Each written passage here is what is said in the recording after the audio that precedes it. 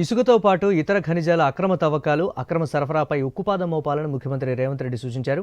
కఠిన చర్యలతోనే అక్రమాలను అడ్డుకోగలమని, ప్రభుత్వం ఆదాయాన్ని పెంచగలమన్నారు. గనుల శాఖపై ఐసీసీలో సీఎం రేవంత్ రెడ్డి సమీక్ష నిర్వహించారు. గత నెల రోజులుగా తీసుకున్న చర్యలతో ఇసుక అక్రమ రవాణాకు అడ్డుకట్టబడిన విధానాన్ని, పెరిగిన ఆదాయాన్ని అధికారులు వివరించారు. ఈ సందర్భంగా ఇసుక రీచుల్లో తవ్వకాలు, రవాణా, వినియోగదారులకు తక్కువ ధరకు ఇసుక సరఫరాపై అధికారులకు పలు సూచనలు చేశారు సీఎం.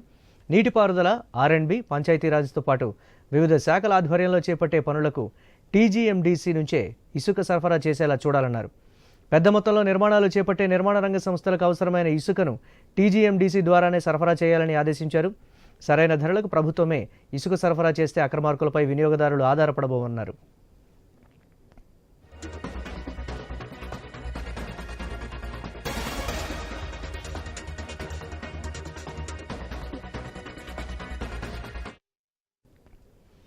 హైదరాబాద్తో పాటు సమీప ప్రాంతాల్లోనే ఇసుక ఎక్కువగా వినియోగం జరుగుతోందన్నారు సీఎం రేవంత్ రెడ్డి. తక్కువ మొత్తంలో ఇసుక అవసరమైన వారు కొనుగోలు చేసేలా నగరానికి 3 వైపులా ఇసుక స్టాక్ పాయింట్లు సాధ్యమైనంత త్వరగా ఏర్పాటు చేయాలని సీఎం ఆదేశించారు.